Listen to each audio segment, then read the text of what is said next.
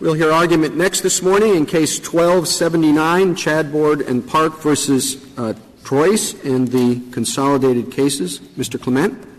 Mr. Chief Justice, and may it please the Court, the Stanford Ponzi scheme was a massive fraud, but that fraud clearly included material misrepresentations about transactions in covered securities. The complaints in this case bear that out.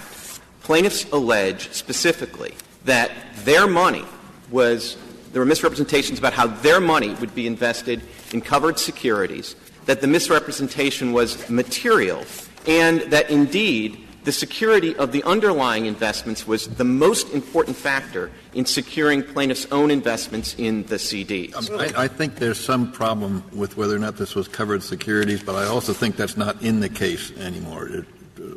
Am I correct on the latter assumption? Well, I certainly agree with you in the latter assumption, Your Honor, which is both lower courts decided this on the case, that the complaint referred to covered securities specifically enough. I don't want to belabor the point because I don't think it's in the case, but I will say I do think there's a reason that that was not a contested issue, because if you think about the securities that were referred to, strong multinational corporations, major international banks, those are companies that are traded on U.S. national exchanges. Also, if you get into the details of the record, I mean, if you want to look at something, Joint Appendix page 746 is an attachment to the Willis complaint.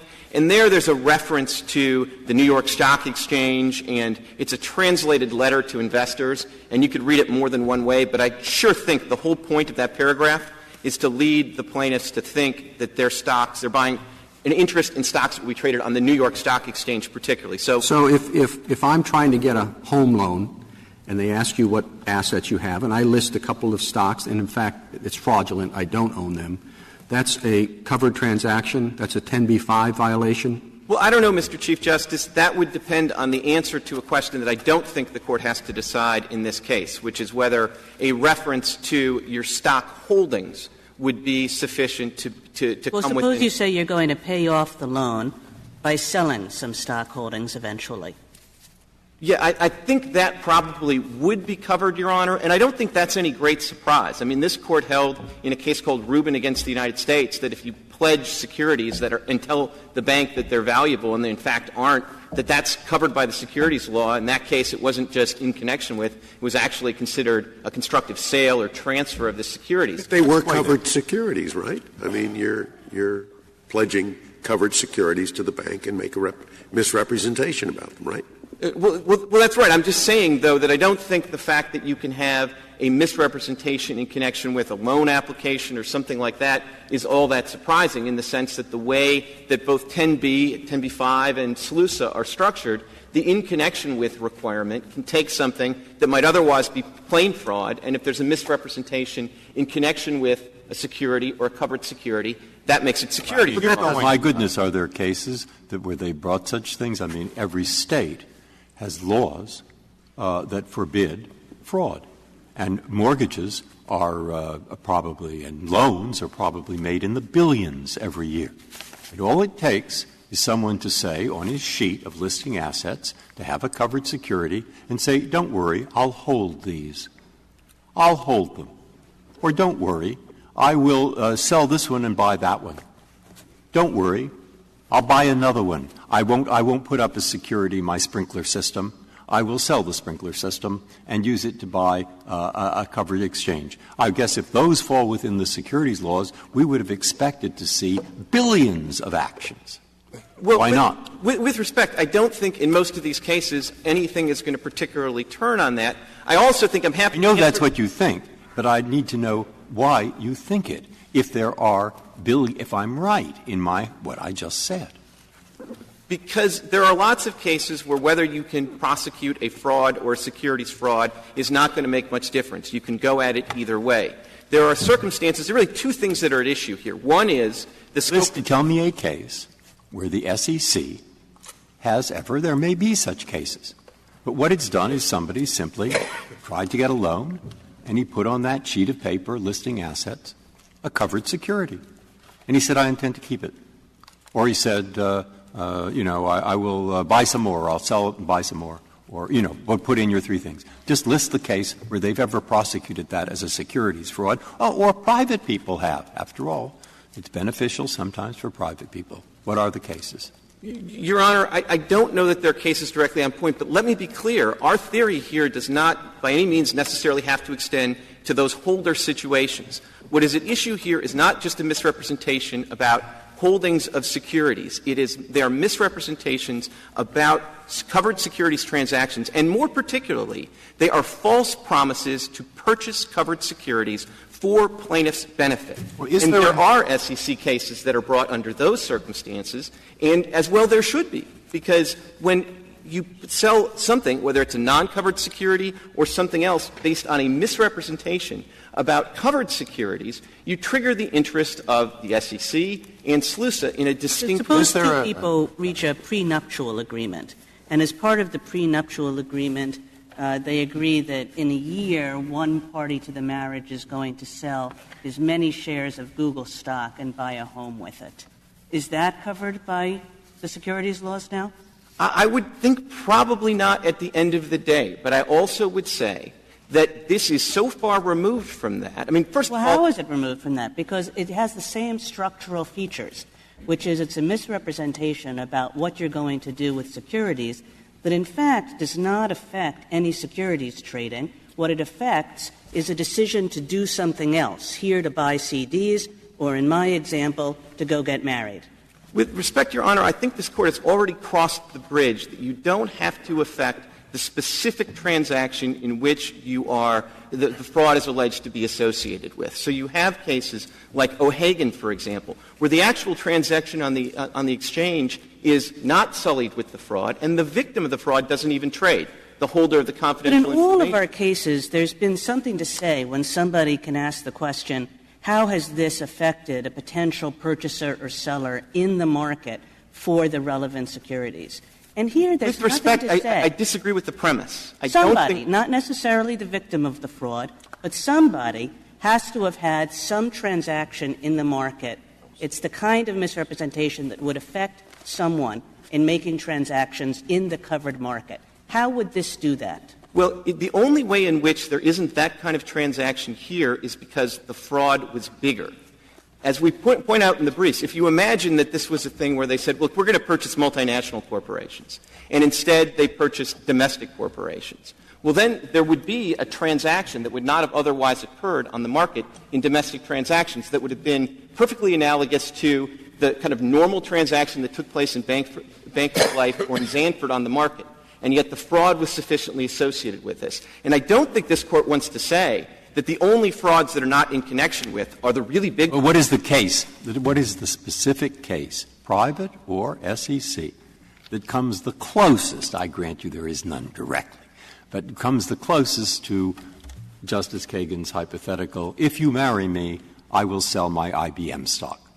I don't think there's a particularly close case because, A, I think the SEC has better things to do, and I think private is the SEC's closest case, but they may be better at answering this. What is their closest case to the horribles that they foresee if you lose? Well, I think probably I would start with the Richard Line case, which is cited on page 21 of their brief. And what that case shows is that you can have frauds in connection with covered securities that affect things that are either not covered securities or, in that case, are nothing at all. Mr. Line was very clever. He took people who were interested in having their kids go to college and needed financial aid, and he said, I'll take your assets from you, and they'll be mine. I'm not going to give you anything in return. Not a covered security, nothing, because the whole point of this is to get your assets off your books. And what I'll do is I'll invest those in the market, make a bunch of money, and in 4 years, when you're no longer worried about financial aid, I'll return your principal and some of the proceeds. Well, in Justice Kagan's hypothetical, and in some of the others,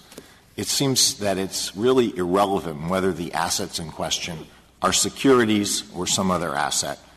And it's also, and therefore a fortiori, it's irrelevant whether, if it involves securities, whether they're covered or they're not covered. Now, would you be willing to concede that in that situation where it really, all you're talking about is an asset, it doesn't matter whether it's a covered security or a Rembrandt or gold, that in that situation 10b doesn't reach? I think that I would agree with that, Justice Alito, but for a slightly different reason than you may be imagining, which is I think one of the mistakes that can be made here is to ask in connection with to do all the work. And the statute has multiple requirements, including a materiality requirement. And as your question suggests, if you're making a misrepresentation, and the whole point of it is to just tell somebody that, look, I have wealth or I have sort of assets, I don't know that the specific nature of them makes any difference. But in a case like this, the whole point of this fraud was to take a non-covered security and to imbue it with some of the positive qualities of a covered security, the most important of which being liquidity. And if you look at sort of the underlying brochures here that were used to market this, that's really what this fraud was all about. These CDs were offered as being better than normal CDs because we can get you your money whenever you need it. Does it matter that there is not an allegation that there actually were any purchases or sales of covered securities? It says the statute says in connection with the purchase or sale of a covered security. And there weren't. I don't believe there's an allegation that they actually were purchased or sold. Does that matter? It doesn't matter, Your Honor, for the reason I indicated earlier, which is you don't want to draw a line that basically says, look, if you buy different securities than you were supposed to or you sell fewer than you were supposed to, that's covered. But if you're a Madoff and you go all the way and simply lie about the whole thing and there never were any securities purchases at all, that's somehow better. What's your best case on that? Well, I think, again, if you want to start with SEC adjudications, again on page 21, there's the JET adjudication where, again, there was a broker-dealer in that case, and they just made up the trades. They told their employer, look how I've done, look at these great trades, and there just weren't any trades. And, of course, all of the Madoff cases, or a substantial number of the Madoff cases, fit that categorization. It's actually not clear whether this case does. Because at the end of the day, I think what's alleged is either there were no purchases or substantially less purchases of covered securities than represented. Nobody's really thought the difference between zero and substantially less made much of a difference in this case. And I would certainly, like I said, suggest that that's the right result. Because whatever else is true, you can't somehow have a better fraud that's immune from the SEC just because you completely made the whole thing up. And there were no transactions. Mr. Clement, there are, Stanford said that in connection with doesn't include every common law fraud that happens to involve covered securities. So can you give us an example of what would not be covered, what fraud involving securities would not qualify as in connection with the sale or purchase of securities? Sure. Let me start with the hypothetical that Zanford used, because I think it helps illustrate why, even if coincide is the test, we satisfied here. What Zanford was really distinguishing is two cases. One where a broker-dealer gets money from a potential client with the purest of intentions, and only at a later stage do they say, I'm kind of below in my own payments, I need some money, I'm going to embezzle the funds. And Zanford said, in that context, the fraud and the security purchases are independent events. I don't think anybody would look at this case and say that the misrepresentations about covered securities purchases and the fraud were independent events. Nor would anybody say that this isn't a case where, from the very beginning, there was an intent by Stanford not to make good on the promise to purchase covered securities on behalf of the plaintiffs. So this is like Zanford itself or Wharf Holdings itself, where the fraudulent intent is there at the very moment the transaction takes place. And again, Wharf Holdings is another example where this Court says in dictum that, it'd be one thing if they sold the option and only later independently decided that they weren't going to perform on the option. But if they had that intent all along, they clearly coincide. I had assumed that the purpose of the securities laws was to protect the purchasers and sellers of the covered securities. There is no purchaser or seller of a covered security involved here. Well, it's a purchaser of not covered securities who is being defrauded, if anyone. Why would the federal securities law protect that person? Well, a couple of things, Your Honor. First of all, obviously the federal securities laws apply to non-covered securities as well as covered securities. So the real question here is going to be SLUSA's coverage, because, as I said, 10b-5 applies to non-covered securities. Second of all, this Court is well over the bridge about not requiring that it be the plaintiff's own purchases or sales that are what the inquiry focuses on. And that's been true in a whole line of this Court's cases. It doesn't have to be the plaintiff's, but it has to be somebody's. Well, and here there are purchases of covered securities. They're the alleged purchases. They're the false promises that I'm going to — non-existent purchases, right? Well, as I said, I don't think anything turns on it, but there actually were some purchases. And the only element of fraud in there was by the bank itself. They're the only ones whose purchases or sales could be said to have been affected by the misrepresentation. And, of course, they can't make any claim on that basis. Right, Mr. Chief Justice, and that's been the case in other cases as well. The security transaction in Banker's Life, neither the seller nor the buyer of those transactions was affected directly by the fraud. In Zanford, there were security sales. Those security somebody else was, right? Sure, and the plaintiffs were clearly affected by this fraud. Not by the purchase or sale, right? They were affected, according to your theory, by the fact that, well, they told us there were these stocks. But the actual purchases and sales, the fraud did not go to the purchases and sales of the covered securities. They went to the CDs. And again, that's true in so many of the cases. Dabbitt, it's the holders didn't purchase or sell at all, but that was okay. O'Hagan, the defrauded party was the company with the confidential information. Your white light is on, but what is the simplest formulation of your test if we were to write the opinion your way, what the test would be? The simplest, narrowest way to decide this case is to say that when there is a misrepresentation and a false promise to purchase covered securities for the benefit of the plaintiffs, then the in connection with standard is required. If I may reserve my time. Thank you, counsel.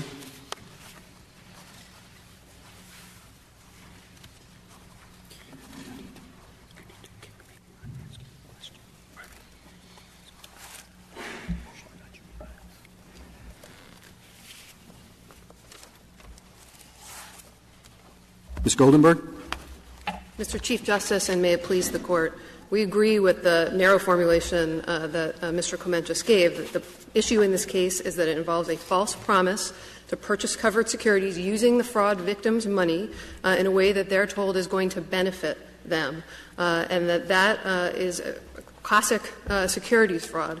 There are questions earlier about how broad is the word benefit, because that's really what this case comes down to. Well, I think — assuming we accepted your narrow test, which wouldn't address every situation that the other circuits have talked about, but let's — I think it's clear that benefit isn't restricted merely to ownership of the securities themselves. And I would point — Well, that was the Madoff situation, which was different than this one. Well, I don't think the Madoff situation is particularly different from this one. In Madoff, there were feeder funds that people were buying into that were non-covered securities, and what they were being told is that the money that was being put into the feeder fund was then going to go on and be used to purchase covered securities that they themselves were not going to have an ownership interest in, but that the benefit of those purchases was going to be passed back to them through this intermediate layer. Yes, but the case that he said, I'm quite interested in your reaction to which cases that you've ever brought. This would, if you lose here, would prevent you from bringing, and Line was the one that was mentioned. Yes, and so in Line, there is a broker who says to a client, give me some money and I'll buy some securities on the exchange for you. And they gave him the money and he didn't. Well, that's directly related to a promise that is going to affect a purchase or sale of a security directly. He's promising someone to buy securities for his account. I don't think that that's this case. Well, I actually think the Line case is much more analogous to this case than Your Honor is suggesting, because what was happening in Line is that what the broker said to the victims was, you have children who are going to college, you don't want to have this money around because you want to be able to get financial aid, so give the money to me, and in several years I will give that money back to you with — He didn't say, I will buy them for you, and I can understand how a promise to buy securities for you is a promise to a person or a statement that will lead a person to take a position. Whether it's this plaintiff or someone in the world, it will lead someone in the world to take a position. What your opponents say is that is what is present, not present here. Neither the person who is giving the money nor anyone else, with the possible exception of the defendant, is being led by this statement to take a position in a market for, buy, against, sell, or even, if you like, Not sell or buy, hold. I'll throw that in. Your Honor, just to return to line for a moment, then I'd like to address sort of how the purposes of the securities laws are implicated in a situation like this. In line, what the victims were told was that they were going to be given the money back after 4 years had passed with interest calculated above market rate. So they're not being told that they're going to be given whatever profit is made on the securities transactions, or, as I read line, although it's slightly sparse on its facts, that they're going to be the owners of the securities or have an ownership interest in any way. And so I do think it's cases like line that are at the margins. Anyway, line's not a case of ours, is it? No, it's not. It's not a case of any court, is it? It is an SEC. It's one of your cases. Yes. Right. We don't have to agree with all of your cases, do we? Certainly not. Although we do think that the SEC's expert view in a formal adjudication may warrant some deference. Ms. Bodenberg, suppose I think that the correct test is something along the lines of what Justice Breyer just said. Is this the kind of representation that could affect somebody? It doesn't have to be the victim of the fraud. It can be somebody else, but that could affect somebody's decision to buy or sell or hold covered securities. Can you satisfy that test? Yes, I think so, because I think that here there is a major effect on investor confidence, and investor confidence specifically with respect to covered securities in several different ways.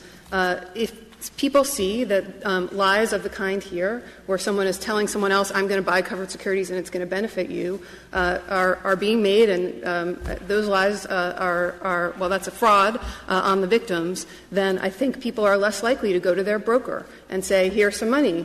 Go out on the market and buy me some securities. It's a lie that goes to the mechanism by which the securities markets operate, which is the purchases and sales. And it makes it less likely for people to be willing to believe that when they engage in purchases and sales, that something's really going to happen. And well, I mean, if you went to church and heard a sermon that there are lots of people that are evil, maybe then you wouldn't invest. But this is much more particular, again, to the mechanism by which the securities markets operate. And I think another way to look at it is just to imagine the honest version of Stanford.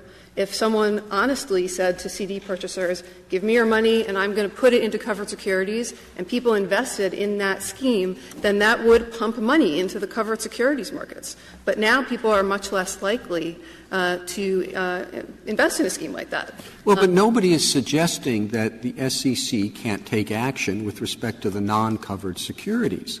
So to the extent there's diminished confidence in the securities markets, the SEC has all the tools available to address that. The question is the different one under SLUSA. Well, I think it's true that the SEC would continue to have tools, but I do think — in fact, it would inspire confidence to the extent that lawyers can bring these actions as opposed to having them precluded, which is what you're arguing for. Well, sorry, interrupted. No, that's fine.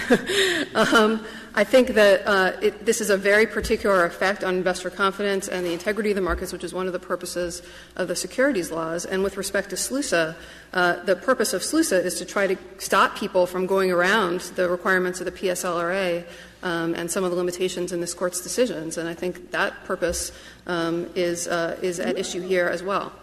I'd also like to talk a little bit, if I could, about the issue that was raised earlier about whether an actual purchase or sale needed to be made or whether a purported or intended purchase or sale is sufficient.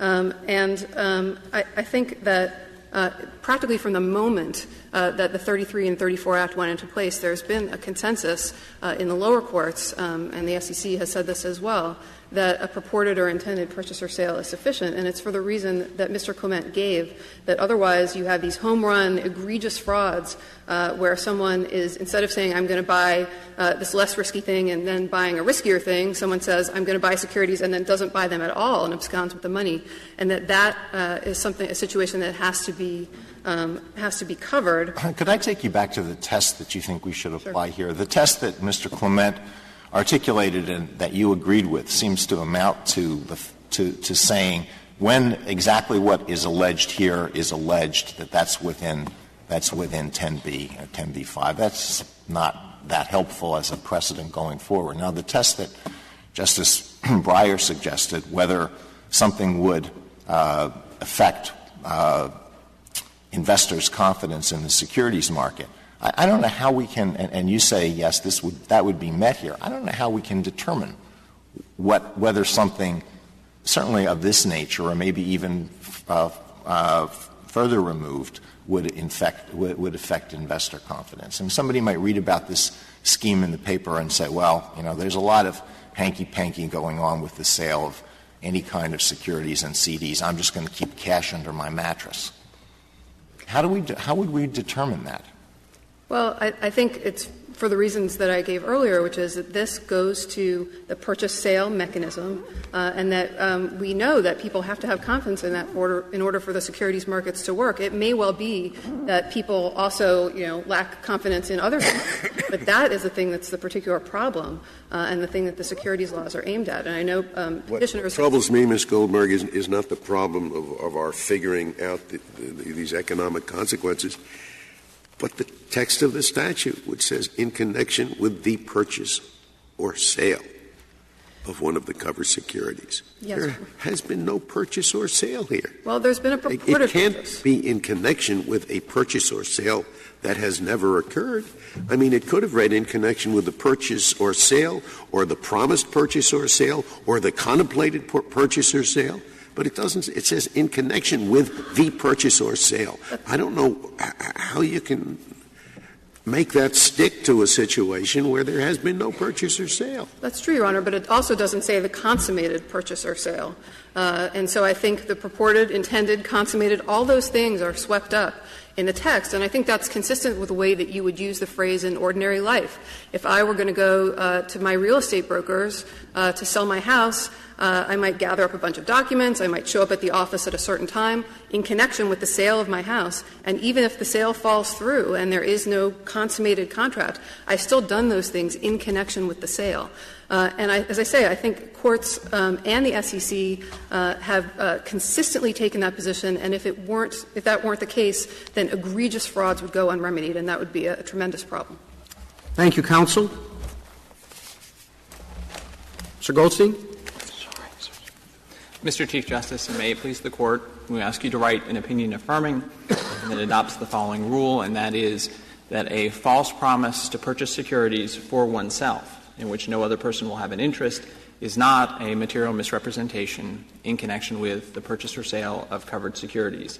The other side has asked you to adopt a rule that has never been advocated by the SEC in any other proceeding. It's never been advocated, as I understand it, in its briefs in this case. It's never been adopted by any court ever.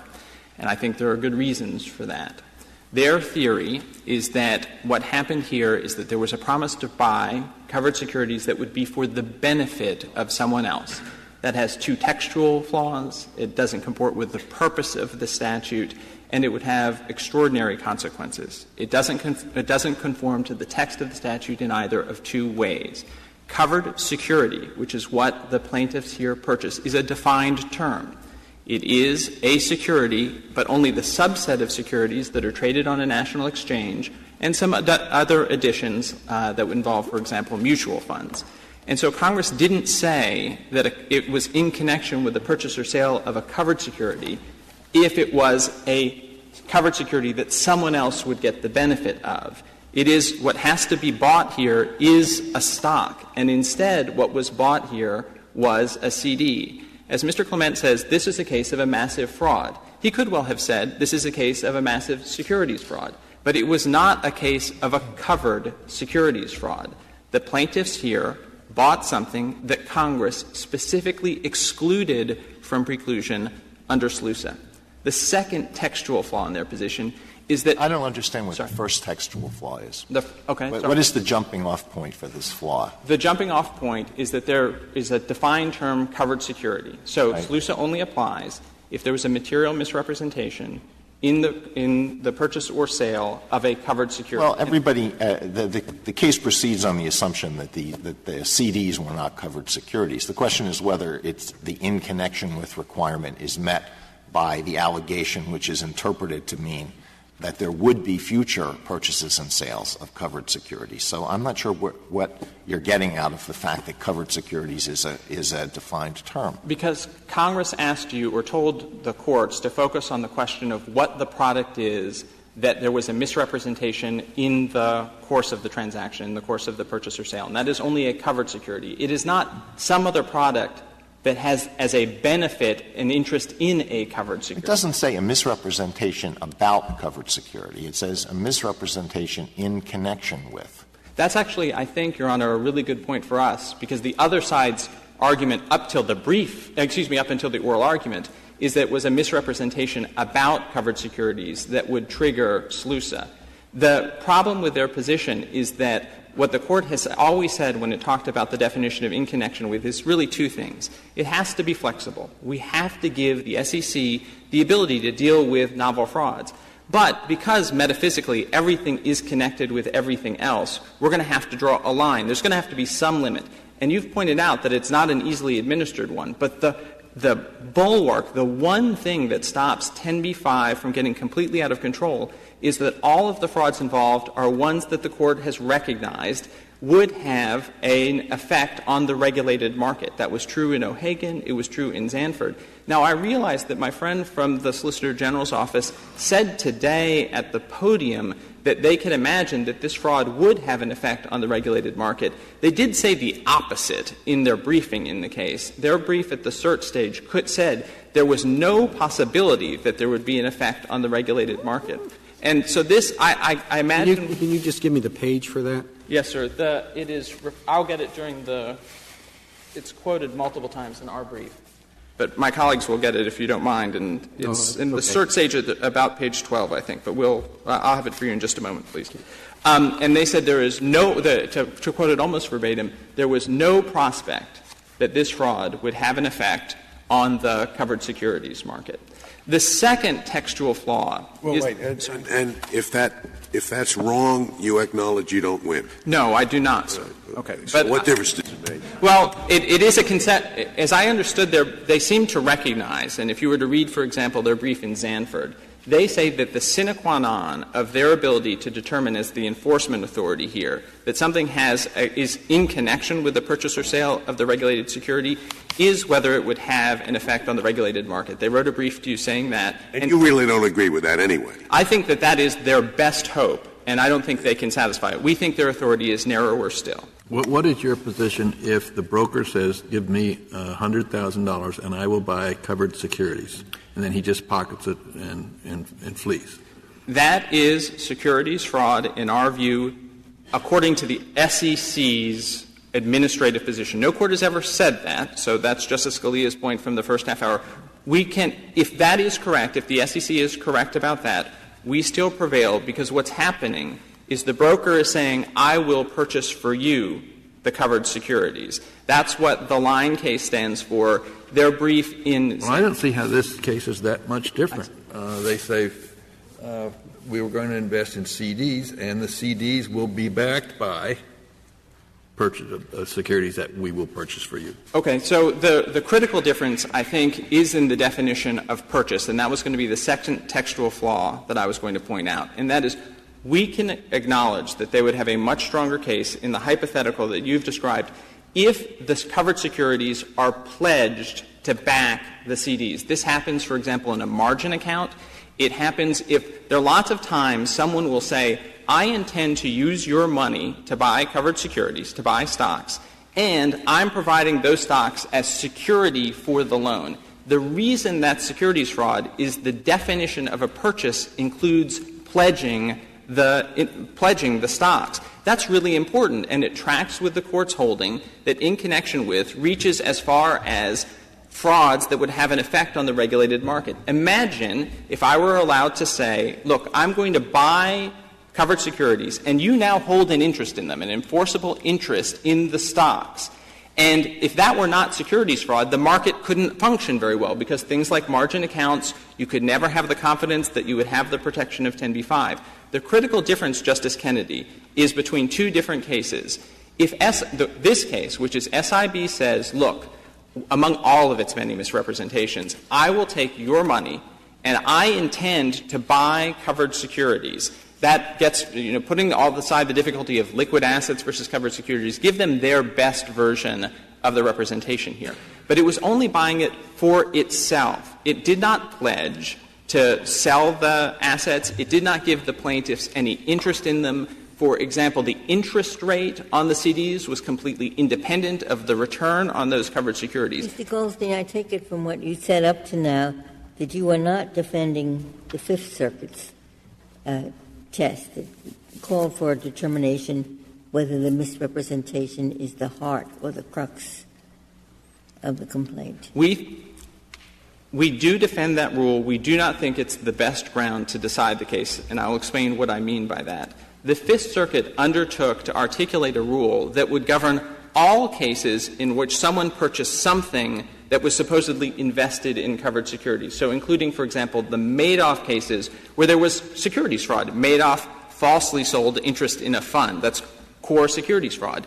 SIB never sold any securities at all. It only sold CDs. So if the Court believed that the Fifth Circuit was correct, that it was appropriate to decide all of these derivative investments, if I could, cases, then we think you need a flexible term like more than tangentially related. But we think this case stands on its own on the question of, look, if I sell you something and I say I'm going to take the money and buy CDs for myself, and those CDs have the quality of being liquid. Now, you don't have an interest in the CDs. I'm not pledging them to you, so there's no purchase by you of a covered security. Then that's not securities fraud. And I did want to get — But that's the line case where I'm told by the government you were trying to say — I know that Justice Scalia doesn't think it's important, but I do, okay? If someone tells me, sell your securities, give me the money, I will buy securities for myself and give you a fixed rate of return later, I think that's in connection with the purchase and sale of securities, even though it's not legally purchased for my benefit. Okay. Two things about that, Justice Sotomayor. I will say that if what I think you were actually told from the podium is that it is unclear from the SEC's administrative opinion whether the persons who gave the money to the broker as an investment were actually given an interest in the securities. It's just not clear from that opinion. There's certainly no SEC holding. Let's assume they were. Okay. Then the second thing I would say is the SEC has always been very clear to you that the key part of your hypothetical is that it's a broker. And the SEC has said to you repeatedly, and I will just give this to you from their Stanford brief at page 23, there's a particularly strong connection between fraud and securities transactions when stockbrokers, like Respondent, misappropriate securities and securities proceeds from brokerage accounts. The key feature is that you can understand why it is that the market can't function if your stockbroker is making promises about buying and selling securities. This is a bank. This is a bank that doesn't issue covered securities in any way because it's a foreign bank. It issues only the non-covered securities that Congress specifically excluded. That's true, but suppose, I think why it's difficult to find. Jay Fisk gets into his horse and carriage, drives up and down Wall Street and says, I'm going to buy Union Pacific. I'm going to buy Union Pacific, knowing that people will, in fact, all run out and buy it quickly, and what he really intends to do is when it comes out he didn't, he's going to sell it. All right. Anyway, typical fraud. Now, that's certainly covered. Yes, that's market manipulation. So now here, what we have is Mr. Stanford, I guess, saying to people, I'm going to buy securities, I'm going to buy securities, and maybe he didn't. Yes. Just like Jay Fisk. Sure. Okay, so why does the first fall within and not the second? Because the first completely messes up the stock market and the second one has nothing to do with it. The first — In other words, if they had done exactly the same thing, but with an intent or maybe and the effect of a purchaser of stock or a seller of stock reacting to the statement, then it affects it. That absolutely, because that's the SIP one up. Where neither of those is present, it doesn't. That's right. And if not, but could you go back to the Madoff case? Because you portrayed it as investors joining into funds that directly held stock. And I thought that it was more complicated than that. I will play it out. That was not my intention. The Madoff cases involve the following scenario, and there are diverse ones, and so I caution the Court about trying to lay down a rule that will govern all of those. So Madoff engages in securities fraud, and covered securities fraud. He says, I have this fund, it is invested in stocks. That turns out to be completely untrue. So we know that Madoff engaged in securities fraud. The Madoff cases are about the next generation, the indirect purchasers, and that is people who bought into a fund and the fund bought into Madoff. Now, those cases have been resolved on two separate grounds that may not be entirely consistent, neither one of which has any implications for our case. Theory number one, and this is in an opinion by Judge Rakoff just a few weeks ago for the Second Circuit, he says, look, the indirect purchaser cases are covered by SLUSA because I look at SLUSA and it says, look at the allegation. And the core allegation in those cases is of covered securities fraud. It is that I was deceived. I lost my money, I should say, because Madoff engaged in securities fraud. He was selling air. He wasn't selling anything at all. That's not this case. SIB sold only non-covered securities. The second way they have been resolved is that you may be said to have, when you bought into what are called the feeder funds that instead in turn invested in Madoff, you may well have purchased an interest in the Madoff fund itself, and therefore you were engaged effectively in the purchase or sale of covered securities. That is clearly on the other side of the line from this case. Nobody contends that we bought anything other than non-covered assets. Now, I have tried to get to the hypotheticals that the Court put to my friends in the first half hour, and realize that these — I'm sorry, I just about 30 seconds behind you. Yes. Nobody contends that you bought anything other than non-covered assets? Correct. I thought there was an allegation that you were purchasing and selling covered assets, the ones that were misrepresented to be backing the CDs. No, sir. They have not even made that argument. They say that it's enough to trigger SLUSA that SIB bought something that was said in some sense, and I have no idea what the rule is, to be for our benefit or to back our CDs. But it is categorically the case that the only purchase or sale by plaintiffs — it was SIB. Yes, sir. Now, this is, of course, a significant step further than the line that already concerned some members of the Court. Justice Scalia, Justice Thomas, and the late Chief Justice dissented in O'Hagan. And this is a very significant move further than even that case, because the emphasis of the SEC in O'Hagan was that that kind of fraud would have a tremendous effect on the market if people couldn't be confident that the person on the other side of the trade had material non-public information. Now, returning to the hypotheticals that the Court put to my friends in the first half hour, realize they're not hypotheticals. They are exactly why the SEC is in the case. The SEC doesn't administer SLUSA. It is concerned that a narrower reading of in connection with will affect its ability to administer the securities laws. But you put to the SEC the question, okay, name a case that you've brought in the past 80 years that you could not bring if the plaintiffs prevail here. Name a case that you hypothetically want to bring. And that's exactly what I would like you to think about for a second, because the last words of Mr. Goldenberger of the SEC, well, if you win, it's going to seriously hamper the SEC in combating fraud. Of course, it wouldn't in a case like this, because they aren't limited by covered securities. They can deal with any security, and they did bring a case here. But they're worried about what you say, that somehow this will narrow their authority. And they quote line, which is debatable. But assuming that it's debatable, and I want Mr. Clement will have a chance to answer this exact question. And so you are saying there are none, and line is debatable, and therefore it would not have hampered them in any case in the past, nor anyone we're likely to think of in the future, but for line, which is somebody's decision over at the SEC, and can be argued that it fits within your definition. Is that really your answer, or are we going to discover Mr. Clement coming up and saying you forgot about ... If he does, it'll be the first time. They filed 3 merits briefs, 3 reply briefs. The SEC filed a cert stage amicus brief. It filed a merits amicus brief. It has argued orally in front of you. And so far, we haven't found a case. Now, can I tell you that I can imagine a case that because of my rule the SEC can't bring?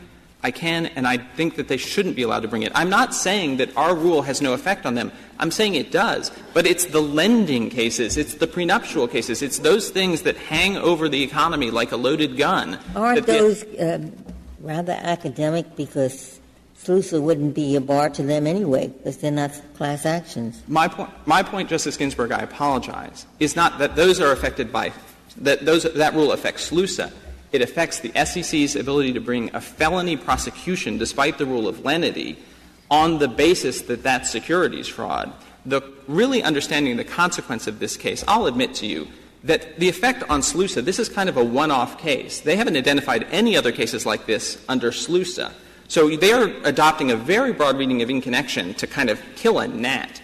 But the reason that the SEC wants to do it is because it wants an extremely broad reading of in connection with the purchase or sale. They want to be able to bring a case in which someone is alleged to have purchased a non-security, a house, issued a loan, on the basis of some statement about the liquidity of the fraudster.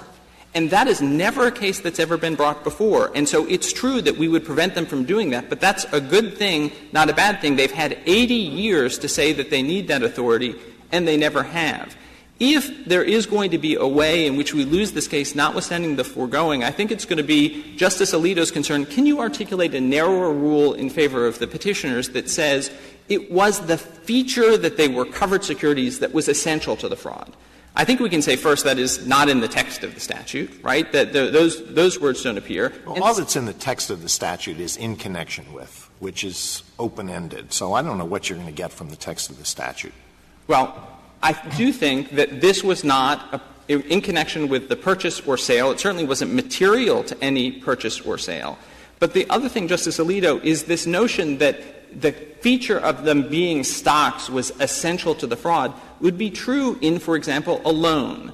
If I say to you, I want to get a loan for $100,000, I promise to buy for myself stocks that I could sell to repay the loan. The only thing that was critical about them is that they were liquid. And remember, that's actually all that SIB said, is that it had liquid assets. That's the only feature of it. And so if we're going to focus but on you're not contesting at this point. I think both courts below assumed that the assets included stocks that would be traded on the exchange. You're not making the argument it's not necessary that maybe the portfolio included nothing that was traded on the exchange. We are not. I will say, however, that the other side has a serious problem of administrability of an opinion in its favor in the following way. Justice Ginsburg, the $7 billion in assets that SIB claimed to own clearly included some stocks on the NYSE. I think that's perfectly fair. The question is how many? Nobody knows the answer to that. And if you are going to rule for them, the lower courts are going to face cases where a bank says, we have liquid assets as well. Could I just be clear on your position on the issue of whether there has to be an actual purchase or sale? Yes. What is your answer? Yes, there must be, or no, it's not essential? It is not essential to our position. If you agree with the SEC that there doesn't have to be a purchase or sale, we still easily win the case. No court has — I believe that's only been resolved administratively. And so you would have to decide that in their favor in order to win the case. We are not giving up on the question. You don't want us to decide the case on that basis. No. You don't want us to issue an opinion that says there has to be a purchase or sale and therefore affirm. That is not the ground on which we have pressed the case in front of you. I'm not trying to make it more complicated. It is illustrative of all the rules that they need you to adopt that no court has ever adopted. Remember, on page 21 of their brief, which is what you're being pointed to, as their best cases, they point to 3 administrative proceedings, no court decision of a district court, court of appeals, or this court, and it's only on the failure to purchase point. They have no cases in which the core features of this case are present, and that is you have a fraud that would not have an effect, they had previously said, on the regulated market whatsoever, and it's merely the fact that it's for the benefit of someone else. No court has ever adopted it. And picking up what this Court said was so important in Zanford and O'Hagan is that it has not been the SEC's position in the past. I know they have said it when they stood up today, but there the SEC assured you for decades we have taken this position. It's been essential to our enforcement priorities. Under Section 10b, this case is completely different. Well, if we decided the case on that basis, it really would be a one-off. So the SEC today has told us this would have an effect on the securities market. But we would hold — we won't listen to that because at an earlier point in the case, as interpreted by you, they said it wouldn't. So that would be the holding where because the SEC previously said it wouldn't be an effect on the securities market. That's the reason for the decision. No, sir. My point is not that when the SEC says it becomes true. We certainly don't agree with that. My point is that they haven't articulated, before they said the opposite, and today they haven't articulated anything that is more than the kind of metaphysical go from here to here to here. And it asks too much when we start from a statute that carved these CDs out. Congress said we have this idea of a security. We have this idea from the National Securities Markets Improvements Act that the states regulate non-covered securities. And so we are going to say that the preclusive effect of SLUSA does not reach these things like the CDs that we leave to regulation by the states. So this case clearly falls very easily within the text of SLUSA as being not precluded. Then you ask, well, am I going to stretch the language of the statute to say, well, even though these are non-covered CDs, because securities were involved, I think SLUSA should still apply. And in asking whether you should stretch the language, you would say, well, what's the point of the phrase in connection with? Why did Congress give it that kind of capacious reading, but didn't say fraud about securities or fraud involving securities? It did say in connection with. And what your precedents have said over and over and over, and what has been the dividing line that has prevented 10b-5 from swallowing all fraud, is that these are misrepresentations that affect the regulated market negatively. This fraud did not do that. If there are no further questions. Thank you, counsel. Mr. Clement, you have 4 minutes. Thank you, Your Honor. A couple of points. First of all, it is just simply wrong that courts have not decided that a purported sale is covered. The Grippo case from the 11th Circuit, which we cite in both our opening and reply brief, is one of those cases. There are others consistent with the SEC's longstanding position. Is a case like that. Stanford is a case from this Court that essentially says that as well. Would you, among all the circuit courts, which test would you adopt? I don't know that I would adopt any of them, Your Honor, because I think a lot of them make the same mistake, which is they get materiality and they sneak it into the in connection with requirements. So, except Judge Sutton in the Sixth Circuit. Yeah, and I think if you were going to accept one test, I would ask you to have the Siegel test from Judge Sutton. But I do think it's a mistake to have materiality or causation slip into the in connection with requirement. I'd like to start with Justice Kennedy's very apt observation that this fraud here is very similar to the paradigmatic securities fraud where a broker simply says, give me your money, I'll buy securities, and never does. And from the perspective of the defrauded party, it doesn't matter whether what they get in return is a statement that says they own some securities or a statement in a feeder fund that says they have an interest in the Madoff fund, or whether they get here a CD that they are told by the brochure that tells them what this is all about, that it's backed by the investments in the securities. They're all one and the same. Another thing I have to correct is it's simply not true that the returns here were not variable on the performance of the portfolio. It's not really well developed in the record here, but if you want to, we could lodge the brochures that are used to market these things. They tell these guys that their returns are variable and that they could lose all of their principal because of the investments in covered securities. A second thing is, of course, Mr. Goldstein correctly says there are particular problems when broker-dealers lie about covered securities. Well, so too there are particular problems when an unregistered investment company lies about covered securities. And that's what their own complaint says was the reality of the Stanford Investment Bank, that it was an unregistered investment company. That's interesting for two reasons. One, if it were a registered investment company, all of its securities would be covered securities. That's another way you can get within the covered security ban.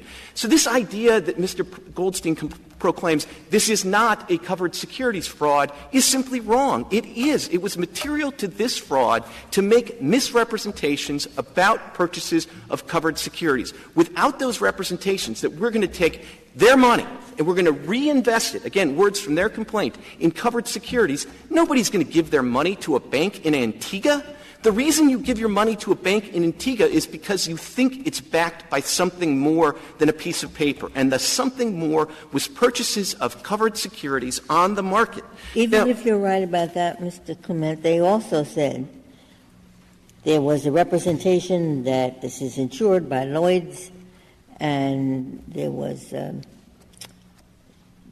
another claim that they made. So even if you're right, wouldn't the answer be, okay, drop anything that has to do with in connection with the sale or purchase of securities?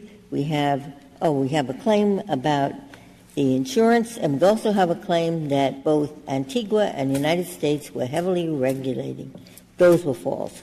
Why couldn't they have a complaint shorn of the incorrect premise and based on the insurance and the regulated aspects? If I can answer, first of all, I think that Mr. Goldstein was quite prudent to not defend the Fifth Circuit's rationale. So the fact that there are other misrepresentations should not mean that a misrepresentation in connection with the purchase or sale of covered securities is somehow okay. SLUSA makes clear that a misrepresentation is enough.